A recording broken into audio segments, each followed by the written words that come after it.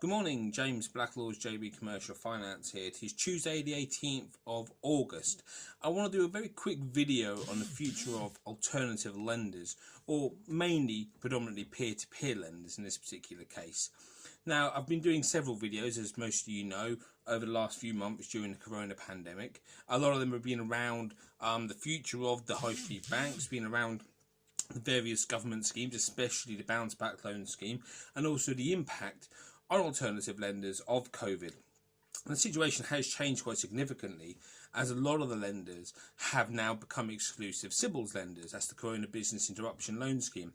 That includes the biggest of them all, Funding Circle, who are now exclusively a CBILS lender, albeit they have been approved for the bounce back loan, even though I don't believe they've launched a product yet. They certainly hadn't as of yesterday. Now, several other large alternative lenders in the unsecured marketplace as well have become exclusive CBILS lenders. That includes people like Nucleus, iWalker, really big players. Maybe not people who are familiar to the everyday punter, but certainly to small businesses who have needed cash flow in the last couple of years. These guys have been very important. Others have gone slightly different routes. They decided not to go down the route of CBILS, either they've not been accredited for it, or they've considered it and moved away, or whatever it may be. The likes of Just Cashflow, Fleximize, for instance, again, not necessarily familiar names to the man on the street, but significant guys to me, and have been really helpful for me over the years. So what's the future hold for these people? Well, Funding Circle initially, for instance, it's been very positive, in that now they're getting 80% guarantees for all their loans. They seem to be using this as an opportunity to refinance a significant part of their back book onto CBILS loans, which means they're going from a rate that we were expecting a default rate of around about 40 to 50% on their loans, is now going to be 20% at most, because the government are going to guarantee 80% of it. Whether that comes out in the wash, we're not too sure, but it's really interesting. This is certainly shoring up their short-term position.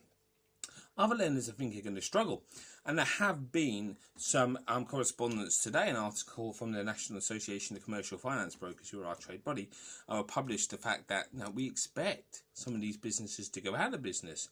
They've been late to the CBILS party, not their fault, and now the CBILS has been extended for another 2 months, which is good. But what's going to happen with these lenders? Are they going to be able to refinance their back book? Are they using CBILS as a way to shore up their back book without really giving much consideration to their future going forward? What happens when CBILS does finish in a couple of months' time and it's not extended? Are they going to be able to go back to their previous platform? We're not sure. I think for guys like me who have used these lenders, it's a really important tool to either top up high street lending or a standalone product to help out clients who've been turned down by high street lenders. It's very uncertain, and while they've been a really important part of our toolkit over the last couple of years, I think going forward increasingly we're going to be using them less and less and focusing more on secured lending. I think clients are going to have to get used to having to use facilities like factoring invoice discounting if they have invoices, or they're going to have to get used to providing some security over their house to support debt of of £50,000 to £100,000.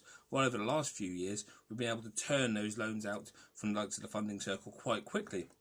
So I think there's going to have to be a sea change from clients' expectations, but we're going to have to wait and see how the dust settles on CBILS first.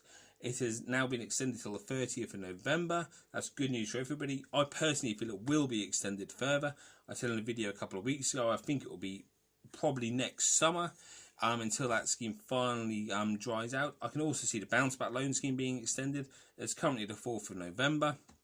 I think that's going to be extended as well, probably till the new year, to at least allow the current backlog to wash its way out and let people get rid of their waiting lists. So I think that'll be an announcement made in probably October time to extend both schemes. We'll see how it goes though. Any questions about these schemes and the possible implications on alternative lenders? We'd be delighted to get some feedback from you guys. Please get in touch. I'm James Blackwell, JB Commercial Finance. Have a blessed day, everybody.